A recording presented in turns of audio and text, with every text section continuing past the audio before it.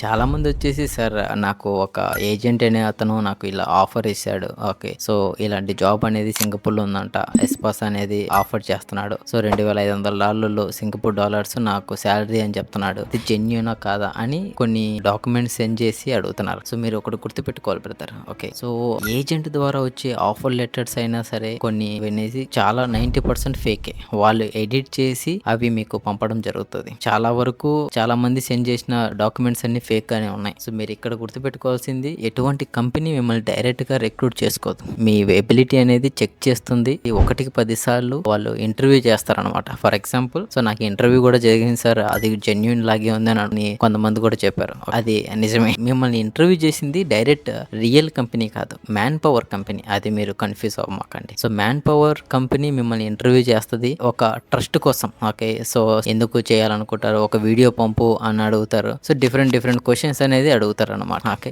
So దాని తర్వాత comfortable questions అనేది అడుగుతారు. Okay. When it comes to real interview, మీరు ఆ రియల్ ఇంటర్వ్యూలో కంఫర్ట్ ఫీల్ అవ్వరు. ఓకే. డిఫరెంట్ స్కిల్స్ అనేటివి హైలైట్ చేస్తారు. నీ స్కిల్ ఏంటి అని అడుగుతారు. ఇంట్రడ్యూస్ యువర్ సెల్ఫ్ అని అడుగుతారు. నిన్ను మేము ఎందుకు రిక్రూట్ చేసుకోవాలి అని అడుగుతారు. సో డిఫరెంట్ అన్కంఫర్టబుల్ క్వశ్చన్స్ అనేది అడుగుతారు అనమాట రియల్ గా when it comes to real interview. Okay. So ఈ మ్యాన్ పవర్ కంపెనీస్ వచ్చేసి ఫార్మాలిటీకి ఒక ఇంటర్వ్యూ అనేది కండక్ట్ చేస్తారు. చిన్న క్వశ్చన్స్ అడిగేసి ఒక ట్రస్ట్ అనేది బిల్డ్ అయిపోతుంది. మీరు ఏమనుకుంటారు, నన్ను ఇంటర్వ్యూ చేశారు కదా రియల్ కంపెనీనే అనుకొని డబ్బులు కడతారు. ఓకే. తర్వాత మీరు వాళ్ళ డబ్బులు కట్టేసిన తర్వాత అర్థమవుతుంది అది ఫేక్ అని. ఓకే. వన్స్ ఈ డబ్బులు మీ అకౌంట్ నుంచి వాళ్ళ అకౌంట్కి వెళ్ళిపోయింది అనుకోండి, అప్పుడు మీకు చిన్నగా అన్ని తెలుస్తూ ఉంటాయి. ఓకే. మీ డబ్బులు ఇంక రావు, అయిపోయి. ఒకటి పోయిందంటే అది పోయింది. పోయిన దారిలోంచి ఇంక అది వెనక్కి వచ్చేది ప్రసక్తే లేదనమాట. ఓకే. సో కొంచెం జాగ్రత్తగా ఉండండి. ఓకే. సో ఎందుకంటే real companies don't need your money. Okay. They need your skills and your capabilities, your behaviour. So ఇలాంటివి అనమాట. ఒక